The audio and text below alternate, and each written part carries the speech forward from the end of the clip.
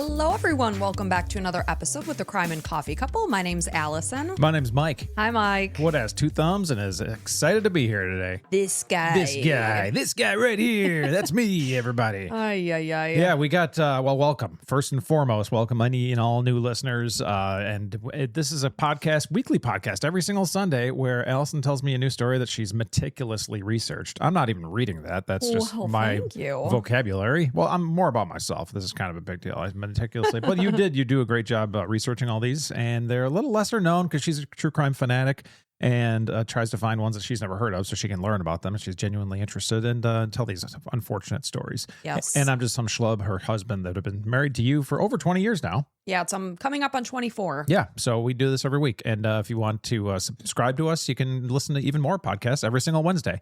Some dingbat said, "Oh yeah, you guys have half your episodes behind a paywall," and I was like, "Yeah, every single Sunday is free, and every single Wednesday is behind a paywall." I guess that's true, though. It is half behind a paywall, right? Yeah, but he's like, he's kind of complaining about it. I'm like, well, I mean, there's plenty of good content out there. So yeah, go it's ahead pretty and get typical for most podcasts. You know, Yeah. they're bi-weekly, weekly with a bonus episode. But more importantly, there's way more people that are very positive and very fantastic. So yeah, thank you for doing thank you for those kind comments. We're also over on YouTube. Thank you. That just escaped my brain. So if you'd like to see what our ugly mugs look like, hop on over. Yeah, I'm wearing a hat today. You are. I am wearing a hat today. I did a good job getting dressed. Good job. What's going on with us today? Can I spring into what I just took care of in the garage? Yeah. I didn't even see it, so only you can say about it. Only you can make all this world seem bright. Only you can make all the darkness bright. Alrighty, so what were you going to say? Wait, I just gotta keep. Let's just rein it in. I'll bring it out later for maybe we'll put it on Patreon or something. We had some ants on Allison's car. I walked out there to get some more milk because I was eating some cereal from what's it called? Your favorite that brand? Godforsaken Catalina Crunch, which is like a gut buster explosion. If you have IBS, stay away from Catalina eat Crunch, man. It's chocked full of chicory root. That chicory root will tear Allison's insides up. Not to get TMI, but too late now. Oh, it's the devil. So we had a couple ants on there. Put some taro ant bait on there. And if you guys ever have ants anywhere, like this isn't an ad. We just use taro ant bait like crazy. TERRO. And I guess it's just a mix of like sugar water and borax. But man, they love that stuff and they take all of it back to the queen. I just like picture that queen ant dying and being like, oh, that too much queen borax. bitch. Yeah, exactly. that old bitch. So they're dying right now actively. But I know that's not super exciting, but another not very exciting thing. I got a waste paper basket in this office, and I haven't had one for like years. It seems waste paper basket. I use it for like my Kleenex and stuff like that. Some say garbage can. We're a garbage can. That's what it is. A waste paper basket. Another thing I call cabinets, cupboards. So cupboards. I like those. Yeah, yes. That's kind of a high end thing. But, well, the first one came in and it was damaged from Walmart. It was all jagged. Mike's like, well, we're going to put a bag on it. I'm like, yeah, but I'd hate for someone to slash their wrist or hand and taking off or on the bag. Yeah. Let's just go ahead and get a new one. And so Walmart, then like usually if you have we get Walmart food delivery, and it's usually if you have like a bad orange or some kind of produce that's just kind of past its prime, and you'll say, hey, I need a refund. They just give you a refund because it's easier than having to go to the store, and that's really cool. Now with this, I was expecting the same thing. It was cracked and damaged, and I was like, oh man. They're like, okay, how do you want to get it back to us? I'm like, oh man, it's like a $5 just garbage bin. So I was like, I'm like, you know what? It's their fault. They delivered it like cracked. So I'm like, I'm going to hit FedEx and you're going to pick it up at my house. And I clicked submit and they're like, never mind. You can just keep it. I'm like, oh, you're trying to fool me. Nice try. Yeah, I was like, I can't believe they're going to schedule a pickup for a $5 garbage can. I couldn't believe it either. They didn't. They were trying to fool me. Those jokers. Yeah. So what's going on with you? That was all about me. We've been watching some movies since Mike's parents are in town visiting. And the old folks? Yeah, we saw a good one the other day on HBO Max. Yeah. What's it called? Dead of Winter with Emma Thompson. It was released in 2025. She has like the cutest like Minnesota accent, even though she's English, right? British? Yeah, she's English. Wow. But I just love her. She's the best. She's fantastic. I don't know what age she is, but I'm just a really great actress. Older, 80s and to 70s. She is like the sweetest little thing in this movie. And it was good. I was entertained. And then we watched a really weird one last night with your mom. That's because when I was watching Dead of Winter with you guys, and you went to sleep like you do normally early. Well, I think we all go to sleep at some point. Yeah, true. But like earlier than me. So you go to sleep and then HBO Max just played the next thing that it thought I might enjoy. And go ahead. What was it called? If I Had Legs, I'd Kick You? Yeah, which kind of has nothing to do with the movie. Not at all. And it's Rose Byrne. Rose Byrne. Oh, man, her acting was superior. And this is definitely a crazy movie. Like, don't watch it if you don't want to feel anxiety. I didn't like it myself, but I told them about it because it was so crazy. And they were like, well, We're like, well, let's give it a shot. Your mom hated it. It definitely got you thinking, but it was very manic, very stressful. Right now, my ring is broken, the fitness ring or whatever. So I would imagine if I could check my stress levels during that movie, they would be high. Yeah, it's very manic. I mean, that's a great way to put it. And Rose Byrne, she's one of my favorite actresses, just based off looks alone. Sorry to be so shallow, but she's a beautiful woman. I just wanted her to go to sleep in the movie. She just needed sleep so desperately. Just needed somebody to watch her kid for just like 8 hours. I think solid sleep would have solved everything. It would have really helped. And then put the wine down and get some sleep. Yeah. That was a lot of the problems of this movie. Yeah, a lot of us have sort of problems like that, you know? Yeah, for sure. But so are you ready to dive into this case? Is there anything else you'd like to share with our lovely listeners? Anything tiny, like a new garbage bag or anything like that I got? No, I mean, yeah, I'm pretty ready to go. I'm trying to shake out of my sleep because I woke up at 3:30 and I'm like, oh, it's too early. It's a Saturday morning. So I took like a sleep gummy with like the melatonin and stuff, and it just didn't kick in until later.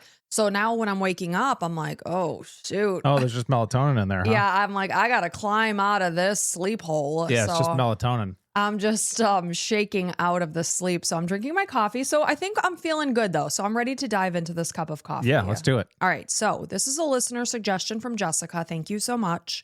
And this is the murder of Mandy Matula. So on the evening of Wednesday, May 1st, 2013, 24-year-old Mandy Matula left her home in Eden Prairie, Minnesota. She was basically just going out on the driveway to talk to her ex-boyfriend, David Rowe. They were just going to sit in his car. And although it was obvious she hadn't planned on being gone long because she had left her cell phone and purse behind, this was sadly the last time her parents ever saw her alive. So Mandy Marie Matula was born on January 14th, 1989 to parents Wayne and Lisa Matula. She also had a younger brother named Stephen.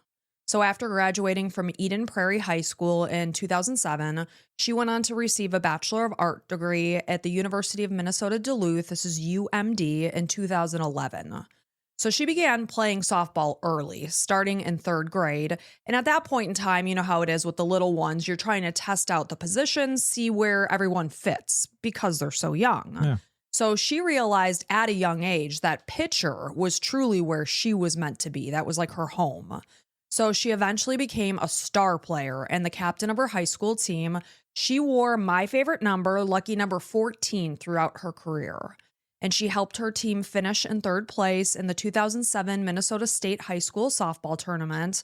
And after she finished high school and graduated, another 12 years would pass before they then again qualified for state. Wow. So Mandy was also a member of her Division II softball team as a Bulldog at UMD, and she played both outfielder as well as pitcher from 2008 to 2011. But unfortunately, when she was a junior in high school, she tore her ACL, so she had to have surgery. So much of her junior year, she actually didn't get to play. But according to her mom, Lisa, Mandy was just this mischievous girl who was both friendly and fearless. She was referencing this softball tournament that they were at, and there was a boys' team there too. And she was a star pitcher. She was amazing. So this boy is basically challenging her like, oh, you can't strike me out. And she's like, over my dead body. So despite the fact that they are in a parking lot with lines of cars, they're going to try to see if he can hit her pitch. Nice. Smart. Thankfully, one of the coaches heard some goings on and he's like, what were you thinking? And she's like, he wasn't going to be able to hit me anyway. Just competitiveness. Yeah, absolutely. So in 2013, at 24 years old, this is the time that the story takes place, Mandy was living with her family in Eden Prairie. This is a city that's 18 miles southwest of Minneapolis. It has a population of about 55,000 at that point in time. So not only was she a seasonal employee for the City of Eden Prairie Parks Department, she was also working at Brunswick Bowling, as well as a Herbalife nutrition coach. She really enjoyed helping others achieve their goals. So working for the Parks Department, though, this was truly where she loved to be because it didn't just allow her to be active outside, moving about, but it also kept her connected to softball because she was coaching younger players. She was mentoring girls that were the age when she started. And, she hoped that she could help them follow in her footsteps if that's what they wanted. And what would I want to know if I was that age at that time? Like now she Exactly. knows a lot more.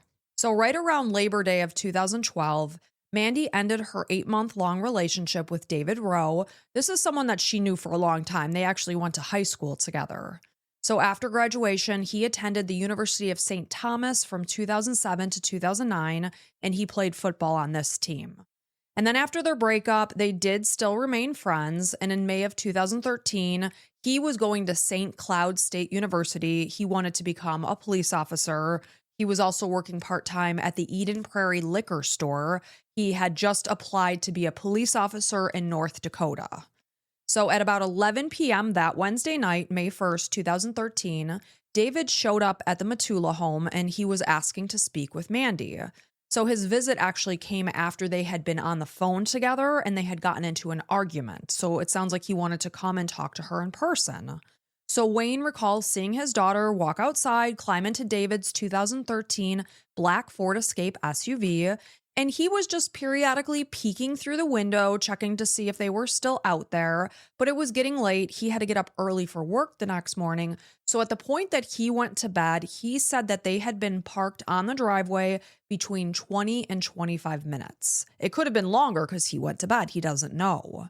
So when he woke up at about 2 a.m., it's now in the early morning hours of Thursday morning, May 2nd, he once again looked out the window to see maybe they were still talking. But this time, David's car was gone. So he walked over to Mandy's bedroom. She wasn't there, but he did notice that her cell phone and her purse were sitting there on her bed. So he went back to bed. He just figured maybe she went out and took a drive with him, whatever. He got up for work at his usual time of 5:30 in the morning. He walked back into Mandy's room to see if maybe in between then and 2 a.m. she came home, but she wasn't there. So he talked to his wife, Mandy's mom, Lisa, and said, have you heard from her? He explained the situation, what was going on. And, based on the fact that her cell phone and purse was sitting in her room, it just didn't look like she was planning on being gone long when she walked outside. But of course, plans can change. And maybe she was like, whatever, I'll get my purse and cell phone later. But she was also working that morning. So although at the time she walked out of the house, that night, they never gave it a second, thoughts. Not only was Mandy an adult, but she was also very self-assured. She was a strong-willed young woman. They knew that she could hold her own. Well, she's 24 and single, and who knows? Yeah, you could be up to anything. Right. And they just thought, she can handle David. There's no problem. So despite the fact that Mandy had broken up with David about 8 months earlier, after her daughter hadn't come home, Lisa eventually learned that he was continuing to basically stalk her daughter. Ugh. He was basically just following her around like this lost puppy wherever she went.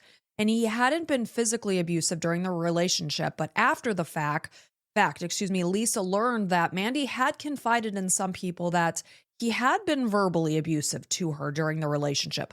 They didn't know that at the time. So according to Wayne, David had loved Mandy and he was trying everything in his power to win her back.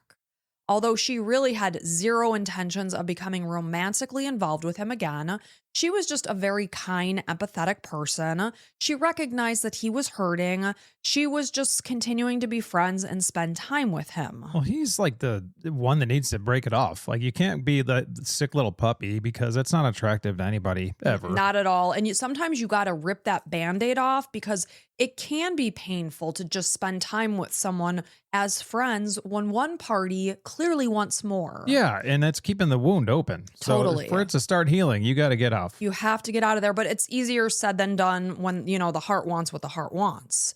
So after Wayne called his daughter's office at the Parks Department, he learned that she had not come in that morning, and that's just not who she was. So of course, Lisa picks up the phone and she contacts David, knowing that he was the last person to know where Mandy was.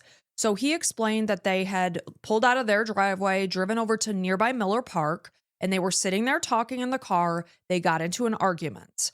And David explained that Mandy had gotten super angry and she stormed out of his car. He tried to persuade her to get back inside, but she refused. She was telling him, "Forget you, I'm going to walk home." Yeah, we hear this side of the story. Usually it's dropping them off somewhere. It So usually in this is. case, dropping her off at Miller Park and Mhm. seeing what happens.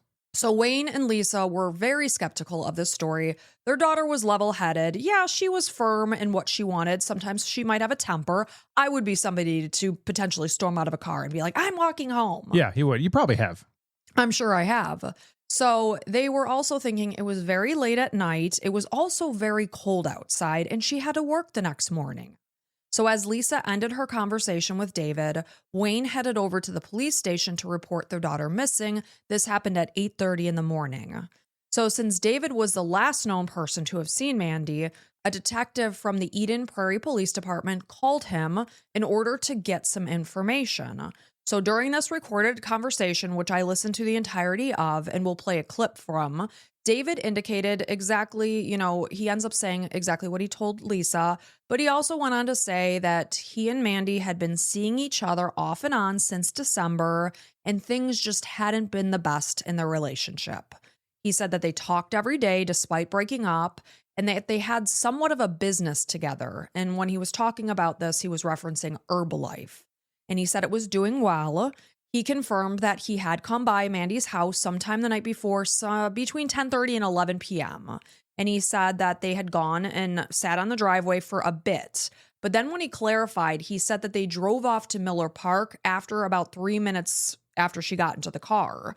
But that's not what Wayne had said, because a father knows when they're peeking through a window specifically to check on their daughter. He said it was at least about 20 to 25 minutes. So right away, there's just inconsistencies in the story, but you might say, oh, well, maybe he just wasn't paying attention to the time. Yeah, it's very important for the timeline. It is. It's 20 minutes and the timeline's big. So like he had said to Lisa, he drove over to Miller Park with Mandy. They parked in the first parking lot that was to the left side on the baseball side, is how he clarified it. They wanted to put a clear picture together of what happened that night. So while they were there, they stayed in the car talking. They never got out. He indicated that he was home by a little after 2 a.m. This would have meant that Mandy had gotten out of the car somewhere around 1:30 in the morning. So while they were there talking in the car, they were trying to figure out the relationship. He felt that their business involvement with Herbalife was getting in the way of their happiness as a couple. So they discussed how they could make things better. Their conversation, he said, had ups and downs. Times they were calm and times they were each upset with one another. He clarified that nothing had gotten out of control, and he went on to specify that there had been no physical violence, but he admitted that when Mandy had climbed out of the car, she was heated. So the detective was asking what had been the trigger to make Mandy so heated that she stormed out of the car in the middle of the night. That's important. When it's very cold outside. So David indicated that she said, "You're annoying. You just keep pushing." And he went on to say that over the last week, they hadn't been getting along. And during many of their conversations, Mandy would say things to him like she wanted him to leave her alone. But he said that she was very confusing to him because there were times she wanted to talk and other times that she didn't. It sounds like it was very hot and cold. And he's telling the detective, "I just didn't know what she wanted." Maybe kind of on her terms, and he wanted her all the time, no matter what. Right. Sometimes, yeah. It sounds like she's holding all the power, obviously, in this relationship because he wants her and she doesn't want him. Right. So when their conversation began to take a negative turn, David said that he finally threw his hands up in the air and said, "Okay, fine, leave." So when Mandy got out of the car and began walking away, he really didn't think she was serious. He assumed she would eventually get back in the car and he would drive her home. So based on where he's saying they were parked, had Mandy actually gotten out of the car and started walking home, logically she would have walked along Eden Prairie Road. So he said he began driving alongside her. He had his window down. He's trying to talk to her, reason with her, ask her to please get back in the car so that he can drive her home. So David claimed that Mandy wanted nothing to do with him. She refused to get back inside. And he went on to tell the detective that when he spoke with Lisa that morning, he could hear Wayne in the background. And he told the detective that Wayne sounded mad as hell for allowing her to walk home alone so late at night. So this is the dad, right, Wayne? Wayne was in the background while his wife was talking to David on the phone. And when Wayne got wind that David allowed his daughter to walk home in the middle of the night, he was like, why the hell would he have let her do that? Sure. So David sounds like he's stressing because the parents are pissed at him. But he defended himself. He said that when Mandy gets mad, she wants nothing to do with anyone, and he wasn't going to be able to change her mind. So he claimed that he followed her in his SUV all the way to the intersection of Miller Park and Eden Prairie Road. She then said that she would call her brother Steven to pick her up. So she was just not getting back in that car. He decided to turn around.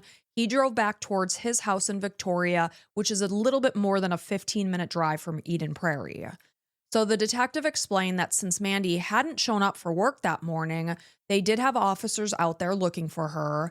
And David tearfully said that he had also been out looking for her all morning, driving around near the park, her house, the high school, but there was no sign of her whatsoever. And I'll play a clip of him getting tearful. What I'd like to do is, we got people out looking for her, obviously. She didn't show up for work, and I'm sure you're very concerned about her as well. We're just looking all morning for her. You've been looking all morning for her? Where have you been looking? Just so we're not duplicating efforts here. I mean, just in the same area. What area? Over by the park? Yeah, over by her place, Miller Park. I mean, all the way to Eden Prairie High School. Just looking. I don't know what to do. Okay. All right. What do you think she did? Go. What do you think she did? Because, I mean, you know her pretty well. You knew her state of mind. Do you have any idea, any friend's house that she may have gone to? No. All right. Well, kind of, since we already are thinking that he's probably responsible for something here, you were always listening for like little things. Like it was kind of like he was caught off guard about where he was looking. Mm-hmm. And he was just like, well, everywhere, like trying to think of places where he might be looking. But we don't know for sure. The detective also seemed a little caught off guard too, because he's like, oh, you were looking for her? Yeah. And I mean, he does sound a little desperate in his voice, but of course, we know he's the last person to have seen her and they were out late at night. So of course, he is going to be the number one suspect in this case, not to mention that they were exes. And according to Wayne, they had been arguing on the phone before David came by to see Mandy. So when he was asked what he thought happened to Mandy, he began crying even harder, saying that he didn't think she would have walked to a friend's house. The officer told David that, other investigation and the investigation was active, So they were out on the street. They were trying to get statements from various people. They wanted to see, did Mandy come to someone's house? Did Had she anybody else walked somewhere? put eyes on her? Exactly. So they would gather everything together in hopes of finding her. So as their phone call was coming to an end, David was asked if he could come down to the station for an interview. The detective was super nice. He said, we can also send an officer out to your house. They can do a tape statement there if you're more comfortable with that. And he said no, he would drive out to the station right away. But the officer was so kind that he wanted to be sure that David was okay to drive because it was clear he was emotional on the phone.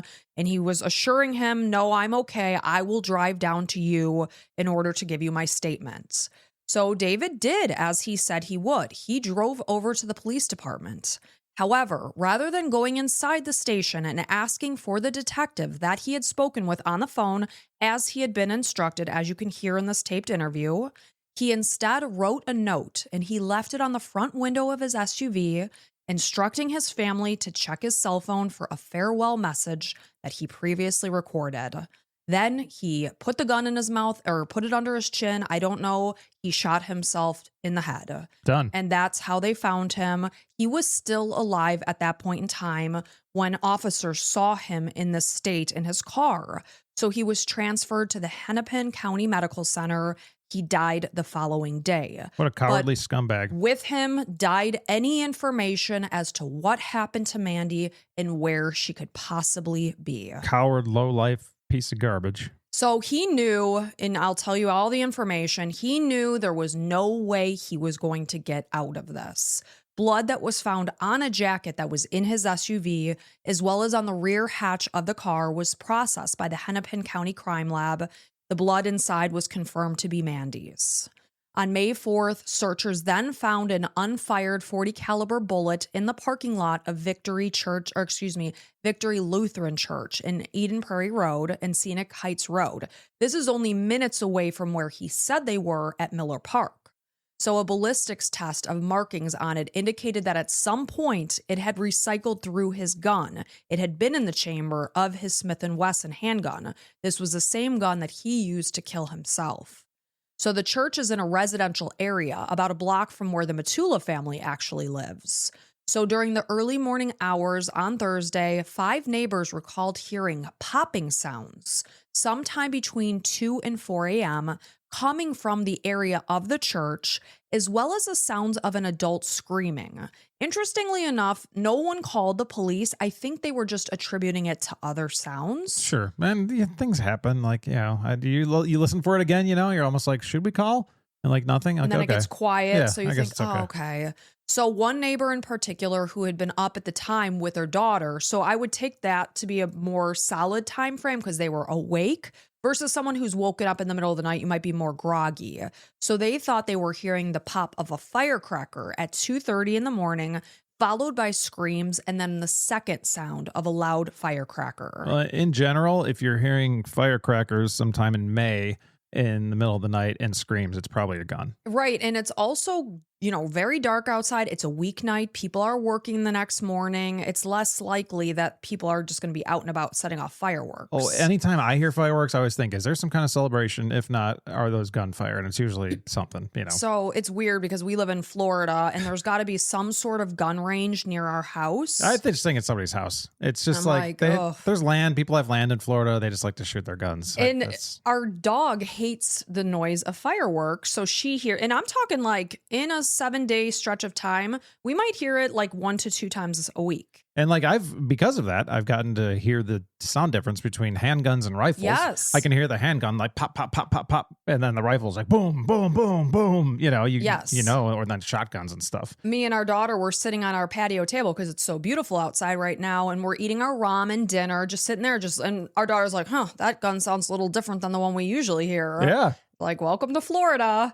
So according to Stephen, as well as others, Stephen is Mandy's brother, David had purchased a pistol as well as 2 boxes of ammunition and gun range rental time only a week before Mandy disappeared. How'd they know? Because he was just telling them, He was talking about it. But this was something that wasn't at all surprising to his friends because he was going to school to become a police officer. He also often went to the shooting range with his dad, Christopher. So nothing seemed alarming when he said he bought a gun. Well, Minnesota is a big hunting area too. I mean, a handgun you wouldn't hunt with. But. Right. But this always brings it to my mind that this was all premeditated. That For sure. He purchased this gun to harm Mandy, not because he was going to be a police officer. Right. So as word spread around town about the fact that David had taken his own life, evidence in the car was highly concerning and Mandy is missing, everyone who knew him was truly shocked by what was happening because they always saw him as a nice young man. They said he never seemed to have a mean streak. And their friends had described David and Mandy's relationship as a roller coaster. They said it was very unstable. There were a lot of arguments. But based on family and friends who were all interviewed, every single one of them said they never, ever would have believed that David was capable of ever harming Mandy. So his best friend, Corey Rablin, had met him for lunch only a few days earlier, and David had mentioned a man who had shot himself in a park. So I think that was also a premeditated part of the story. He said that he would be that guy if his relationship with Mandy ended. Ugh. I mean, that's concerning. So Corey also said he'd heard rumors of David making suicidal statements on 2 previous occasions. So after police spent the day searching for Mandy around her last known location based on David's reports and then eventually based on where the bullet was found, but on that first day they hadn't found that unspent bullets. So her family was then given the go-ahead to begin searching, and they did immediately. And Stephen, her little brother, immediately stepped up and began organizing and leading searches for his sister across their town as well as the surrounding towns, including Sartell and Rice. So as days continued to go by, more and more people, essentially strangers to the family, were just hearing about Mandy's story and having, kindness and compassion in their hearts that, oh my gosh, if this was my child, I would want someone to step in and help. And that's always such a nice part of these devastating cases is how people come together to help one another. It's all we can do. We're all in this whole world together. Like Right. anytime somebody wants help, they're like, oh, thanks. I'm like, we're like doing this together. Right. Somehow. And that's why I'm always so boggled when I'm spending time on Instagram in the evening and I'm seeing such nasty comments. It's like, we are all humans in this world trying to do our best. Why not help each other rather than pulling each other down? I just can't wrap my head around that. So each night, everyone would come together to plan out the next day, and every morning, as many as hundreds of people were coming together to help find sweet Mandy. So during the first week that Mandy was missing, Stephen learned that 2 other women were also missing. This is 30-year-old Kira Steger and 27-year-old Danielle Jelinek. So he decided right then and there that if they were going to be searching for their sister, that he was also going to want everyone to come together to help these other families find these other 2 missing people. Because you're in this hell and you're trapped and you don't know where your loved one is, so they can relate to what these girls' families are feeling. So with this decision, Minnesota United was born. This is a community organization that provides support and assistance when a loved one disappears. So they not only share information and help with search and rescue, but they also support those that are struggling in the wake of a family member disappearing.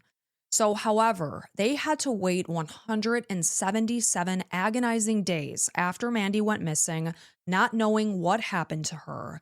And there was a Boy Scout leader that was out walking, hiking, and he found human remains in a shallow grave in Mississippi River County Park. This is 5 miles north of Sartell, Minnesota. The area is 79 miles northwest of Eden Prairie, where Mandy was last seen. This is a drive that would have taken about an hour and a half each way or 3 hours round trip. So when this man was out walking on Saturday, October 26, 2013, he noticed a piece of fabric that was sticking out from the ground. So he started to look closer and he found human skeletal remains, wrapped in a blue blanket. The victim's head was also covered with a white plastic bag that was secured with duct tape around the neck. So since David's cell phone pinged in the St. Cloud area, about 12 miles south of where her remains had actually been found, many searches had been conducted around this location throughout the summer. They just hadn't found her.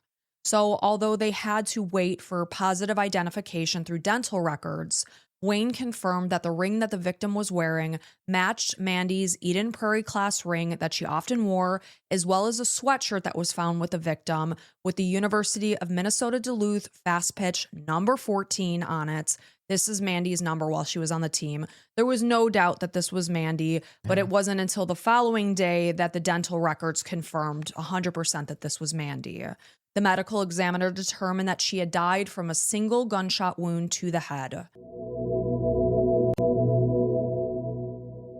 So as heartbroken as they were, Mandy's family and friends did feel a weight come off their shoulders because they finally knew where she was.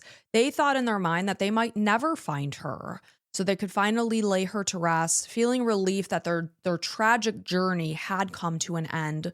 Of course, it wasn't what they hoped it would be, but by that point, when Mandy hadn't come home, they knew something was terribly, terribly wrong. And then obviously paired with the evidence that was found in David's car or SUV, it wasn't going to be good. Well, that dumbass shooting himself. Obviously, he couldn't live with the fact that he killed her. You don't wonder where these minds come from. That's why we listen to these horrible stories. It's like, how could you bring yourself to do that? Somebody you love. Somebody he loved, supposedly loved in some sick way. The whole was it control? If I can't have her, nobody can. Kind of bull crap. Yeah, and it's like it's bad enough if you want to harm yourself, but to take this innocent girl out of this world. Yeah, go ahead and harm yourself. Like, nobody's stopping you. I mean, I'd rather you not, I guess, because that's what I'm supposed to say. Don't murder this young girl. Yeah. So So based on David's cell phone as well as his financial records, because they're piecing everything together prior to this man coming upon Mandy, he left Eden Prairie at 3:33 in the morning. He bought gas in Maple Grove at around 4 a.m. This is 2 hours after he spoke with the detective saying, oh, I was home at 2 a.m. I mean, obviously, this is all a lie. He was out and about at 4 a.m. filling up his tank because he had to make an hour and a half drive. So his phone was turned off from 4 a.m. to 5:49 a.m. And when it was powered back on at 5:50, which is interesting to me that he would power it back on at the location of Mississippi River Park where her body was found. Like, you're taking the time to shut your phone off, but then you're putting it back on at the scene of where her body is. That's what I was thinking when you said it was pinging. That's like really stupid. So he turned his phone back off for 45 minutes. He probably needed to look at a map to figure out how to get home.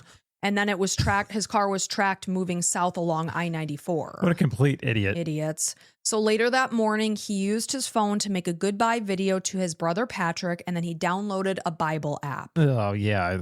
Read that before you die. Be like, well, now I'm Christian. I'm going to be accepted into heaven. Like, I don't know. So according to a supplementary report by the Bureau for Criminal Apprehension, it's likely that Mandy was shot and killed in the church parking lot based on the fact that the bullet was found there, as well as the sounds of screams and pops that neighbors had heard. So after more than a year of investigation that included 6 months of searching, interviews, research, photos, and audio, the Eden Prairie Police Department officially closed Mandy's case on July 10th, 2014. So rather than sitting in the car at Miller Park talking until Mandy just stormed out of the car as he said she did, David instead drove near Victory Lutheran Church. This is probably right around 2:30 is what I would guess based on that person that was awake over there. And he used the .40 caliber handgun that he had just purchased only days earlier at Mills Fleet Farm. He shot her in the head, and then he drove out to Mississippi River Park to discard her body. Like, at what point do you pull out a gun and to go shoot this person that you supposedly love? And like that, you point it and it's like you pull the trigger. Pull the trigger. Like, I could never, ever imagine that. So I think when they got into an argument on the phone, he knew he was losing her. So I think he brought that gun with him with the intention of killing her that night. That's my opinion.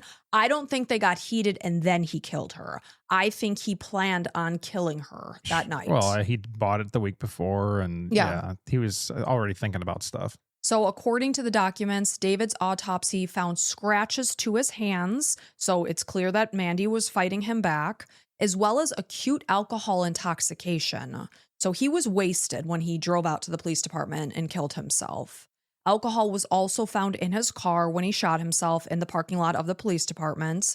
Several friends, even though he was only 24 years old, they said that he really liked to drink, and when he did, his temper would often flare up. And I think we can all know someone that should have nothing to do with alcohol because every time they drink, they just get mean and nasty. And like that, it right there is a reason to just stop. Like if you're a person that drinks alcohol and is known for getting nasty, like stop it, man. Nothing good's going to come out of this. So although his dad admitted that he had issues with alcohol, he never considered him an alcoholic. But at the same time, he also said he had received treatment for alcohol use. Or he said, he hadn't received treatment for alcohol use, but he had attended Alcoholics Anonymous meetings for a while. So clearly David was recognizing that he had a problem, hence going to these meetings, which is a good thing. Yeah. But to say, I don't think he has a problem with alcohol, it's like at 24 years old, he's going to AA meetings and people are saying, he gets mean and nasty. Well, he's saying he's not an alcoholic. And that the big thing that a lot of old school people say. They want a label. Yeah. And they're like, he doesn't wake up in the morning and needs to drink right away. So he's not an alcoholic. Right. It's like, no, it's really I think the word alcoholic is gone. I think it's alcohol use disorder is what it is. Yeah. And so if it's something that bad things happen when you have alcohol, then you have a problem with alcohol. Yeah. I mean, alcohol in itself is a highly addictive substance. So it's hard a lot of people struggle. So after Mandy's death, a letter from him was found in her bedroom in which he was pleading with her to stay with him. And he said, I want us to stay together through our share of downs. But it sounds like they had a lot more downs than they did ups. Several friends and family mentioned that David had been suspicious that Mandy had found someone new. So although Stephen had been determined to help with the searches of Kira Stager and Danielle Jelinek, they were, of course, each missing at the time that his sister was missing. He started to organize things to search for them, but that very month, each of their bodies were also found. So 30-year-old Kira Steger vanished after she was last seen on February 21st, 2013. She was last seen leaving her job at the Mall of America. Her badly decomposed body was then recovered from the Mississippi River 3 months later in May while they were looking for, Mandy. So she was found naked. She was severely beaten with a head wound, a broken finger, bruising inside her lip, lacerations to her liver. She was beaten so severely. The only way I could picture doing that to somebody is if they're like going to actively harm you or your family. I mean, you have to be such a sick person. They also found a wad of duct tape in her hair.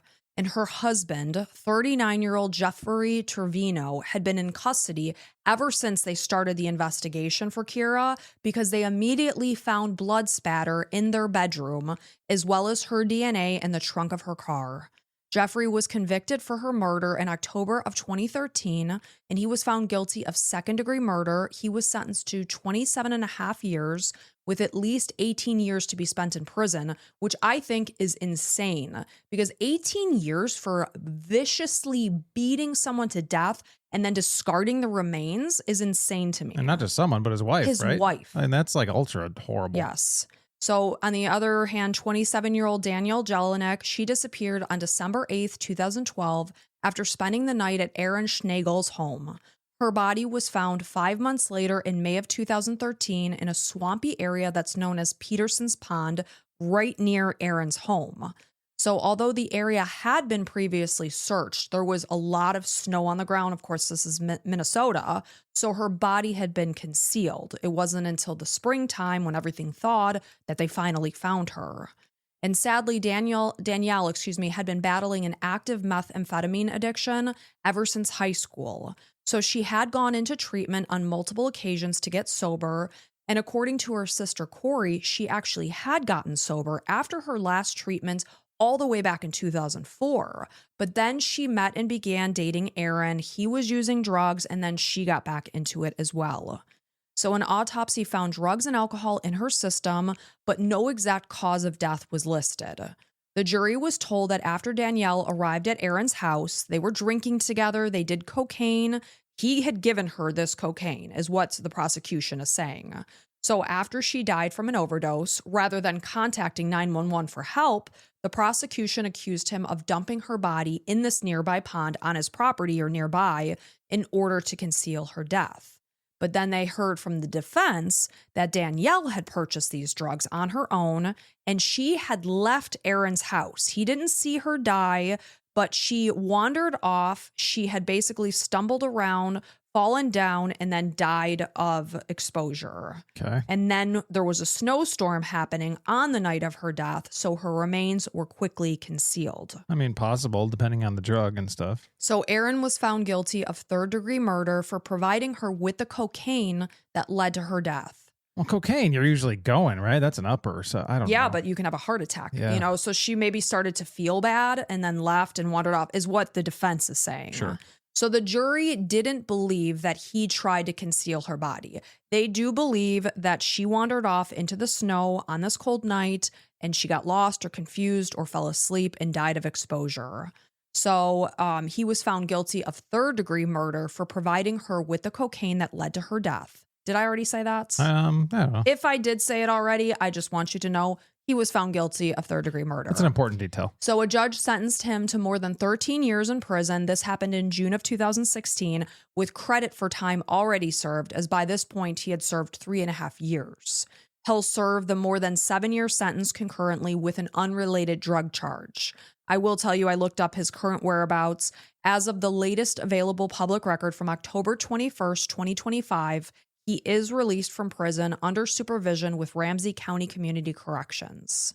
Although the Matula family may not have personally known these two girls who were also missing at their daughter's time, Kira and Danielle, they came to know them through those who loved them. They connected with their families. They were 3 families that were distraught, grieving, just suffering together. Going through some of the worst things you could possibly think of. And because of that, they know that they were just as extraordinary as Mandy had been.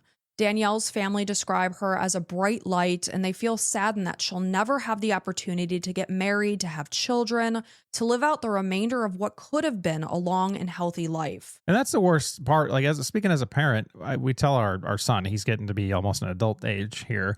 And it's like, we've been putting in a lot of effort to get you out of this nest here. So, and like you put a lot of love and compassion. Sometimes, you make a mistake here and there, and you learn from them, and you learn together and grow together. And it's like, all right, you want to see them off, and then you want to see what they can accomplish, and just for them to pursue happiness, right? And then it's like, all that is gone, completely gone for all these families. So sad. So for Jay and Marcy Stager, they felt relief that they were able to finally bring their daughter Kira home after months and months of searching. They will remember her as a young woman with a beautiful smile, someone who was full of life. Although they have answers and justice has been served because, of course, her husband murdered her, they know that this justice will never bring their daughter back. She'll never walk in the front door and say, "Hi, Mom and Dad." And that's just something that you can say closure, but wounds like these, they never heal. You have a deep scar. You start to learn a new normal and how to function in life without a person. But it never goes away. It's always there. You might be fine one moment, and then the next second something triggers your memory and you're sobbing again. Yeah, the whole closure thing never made sense to me. I got asked about it once on this TV thing that we did like a year ago. And it was like, do you think that was closure for them? I'm like, I would never have my heart closed. Like, my heart is basically wide open and bleeding for the rest of my life. Now, it might bleed a little bit less, but maybe that's the closure, I guess. But like, closure is like done, you know? It's done. It's like you're never done. Never. Not until you're done with the world. Yeah, it's like I lost my mom about 4 months ago, and I'll be fine for days. And then I might not be feeling well, or I want to pick up the phone and call her, and then I'm sobbing all over again. And it's like there's no rhyme or reason to grief. It just comes in waves, and you just got to ride them out. Mandy Matula was a 24-year-old whose life was only just beginning. She was a daughter, a sister, and a friend, someone that should have had many decades of her life ahead of her. But instead, her life was violently taken by someone that her family never expected. When she walked out of her house that day, they knew that she was going to talk to David. They never thought twice about it. To this day, Eden Prairie High School displays a banner with her name and number on the varsity dugout for every home game that they have. The number 14 has been retired in her honor and is no longer worn by high school players because that was her number. There's a bench and a plaque at Miller Park that's dedicated to Mandy, and each year a softball tournament is held in her memory because softball was everything to her. It was like her life. So if you or someone you know is being hurt or abused, please contact the National Domestic Abuse Hotline at 800-799-7233 or text BEGIN to 88788. There's also the crisis hotline. If you are experiencing a crisis, that's dial or text 988. Yep, 988. 988. So help is available. It's like, obviously David was not in a good headspace, hence what he did, but you just can't take someone out of this world because they don't want to be your girlfriend. Yeah, that's kind of the contract we sign as society. As humans. Yeah, just, I don't care if you believe in a higher power or not. It's just kind of like, just don't kill other people that haven't done you any wrong. I mean, you really shouldn't kill anybody anyways. But I mean, I could see if like somebody hurt your family, but yeah, that doesn't make any sense, and it's horrible. All it does is ripple. Like the sadness that you're feeling is only going to be worse and worse. Maybe that's what makes them feel better about it. If I feel sad, everybody else is going to also. Yeah.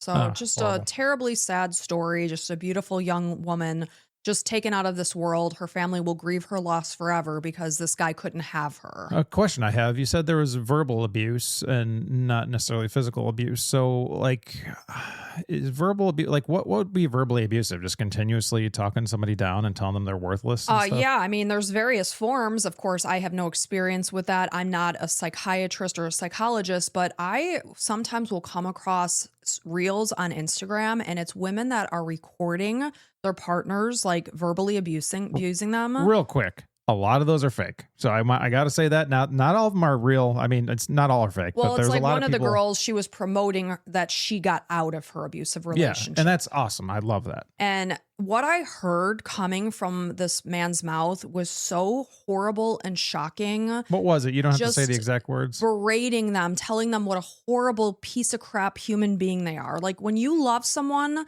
you should never speak to them that way. And if you are with someone that's telling you that they are loving you or that they love you, and then they're talking to you like that is not love. That is sick. And repetitively, I want to say, because, everybody might lose their temper sometimes and say some horrible things that they really, really don't mean. Yeah, right? that's called having a temper outburst. Right. That's not ongoing verbal abuse. And that's where communication comes in. Like, so many people are afraid to have that communication because you don't want to make them blow up again, right? Right. So it's like a ticking time bomb that you're tiptoeing around because you don't want to set it, you don't want to detonate it. yeah, and then you're just like, okay, everything's good. And everything's good when things are in a good way, but things will get nasty again at some point because life has ups and downs. Peaks and valleys, and every relationship has a peak and valley, but how high is the peak and how low is that valley? That's the difference. Like Mike and I might squabble like, oh, I thought you were going to get up earlier to do that. Mike's like, oh, I stayed up late and I got to get my 8 hours. And I'm like, ugh. That's like the extent of our arguments. Yeah, let me say something about that. So Allison has expectations. It's true. About everything, literally everything in life, like the smallest detail. There's an expectation of when that will be done or checked off the box. So I have almost no say in any of that stuff. So it's like, no, I have say. Okay. Oh I'm my sorry. I take it back. goodness! Sorry, guys. You have no. You should have seen how she looked at me on YouTube. Say. So I have say, but like you come up with those thoughts processes before you ask me about them. Somebody has to. I know. You do a lot. I'm not saying you don't. There has to be a captain of the ship. Yeah, but there's like down to the smallest detail. Like, well, I figure the bread will go in at exactly 4:45, and if it's like, Mike, it's 4:50. Why isn't the bread in? I'm like, okay. I had like a thing for work, and I had to answer a text. We're 5 minutes off the schedule. It's not completely that crazy, but it's kind of close. It is, and I'll see another thing about Instagram reels that say like, oh, I'm type B, and I do this. I'm like, oh my gosh, like. I am type A to a T. Yeah, type B to you is like it's like how bowl of toilet water. It's you're not that area. I'm a very controlled person, and I'm not saying it's good. I probably live in my own woman-made prison. Manic. Yeah, and I've pulled you into my mania. Well, part of I want to go back to the communication thing. Part of your family's way of communicating is sometimes a little harsh, right? Yeah, I would agree with that. And that was in the beginning of our relationship, and I'd be like, you can't talk to me like that. Mm-hmm. Like that's and that was all because they just wanted to hurt each other emotionally. And I get that now. It's like that's how they wanted to do it. My family would just stop talking to each other. So it's like completely doing the same thing, but like both bad. Yeah, we were on each side of the spectrum family wise, and we had to meet in the middle. And it's taken time, It still does. We've been together for 30 years. It's taken time. It's not perfect. You've helped calm me down, and I've helped give you some more rigid. Rile me up. More like, okay, we have to make a decision. We have to get ready to leave the house. Oh, okay. So when we record these episodes, this is the funny thing. She's like, it's got to be at 7:30. And in my head, I'm like, we have nothing planned, literally nothing until Your 3 p.m. parents are here, and I want to spend time with them. This is this day, I know. But like normally it's like, we have nothing planned but 7:30 in her head for whatever reason. Because she's going to bed at 9. I'm like, well, maybe I want to stay up till 10. I still want to get 8 hours of sleep. No, you can't. No, because the point is our house can be chaotic. We have 2 kids. We have neighbors that have lawn services. There are times we're sitting down to record an episode and we have to stop 5 times because the garbage trucks are coming through. Those are noisy. Oh, next door neighbor's lawn people are here. Got to stop the tape. You're right. So that did happen it earlier once. in You're the right. morning is just when people are sleeping. That's the time to do it. I agree. I like it. But I also want 8 hours of sleep. There's normally a method to my madness, but I read something on Pinterest today, and I know we're spiraling off topic right now, but it said something like, don't hold other people's expectations to you or something like that. That's your biggest problem. And I really do need to, because I'm just very controlled, and I just expect everyone else is going to be on time. Everyone else is going to be organized. Everyone else is going to be, have this done. Well, and the other weird thing, and you can feel free to skip to the whatever episode, but like, when I'm driving and you're in the car, I basically shut my brain off because I know you're going to tell me what to do all the time. So, and it's just like, I was walking in the garage and you were like telling me to do something. I'm like, no kidding. I already know that. It's like, but you have to have that control all the time. Because sometimes you don't do it. Right. But, and then, so it's like it keeps on feeding the monster, I guess. Beast. Yeah. Because it's like, okay, well, I may as well not even think because she's just going to say how to do it. Oh, okay. Please. That sounds like you're a victim waving a white flag.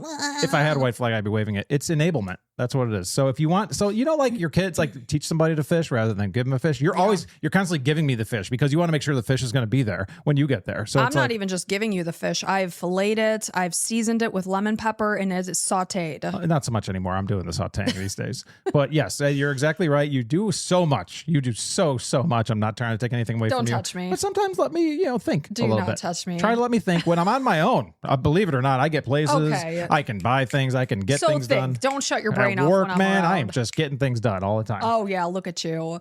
Okay. We have gone off on way too much of a spiral, and I'm so sorry that our marital issues have spun into this It's kind of wild fun. web of darkness. You guys are kind of our therapy session too. So thank you so much for listening. Exactly. We get to talk things out on air. Yeah. So thank you guys so much for being here. And we do deliver a free episode, like Mike said in the beginning, every Sunday. And then those bonuses come through every Wednesday. You can find us on Patreon and Apple subscription. Please check us out.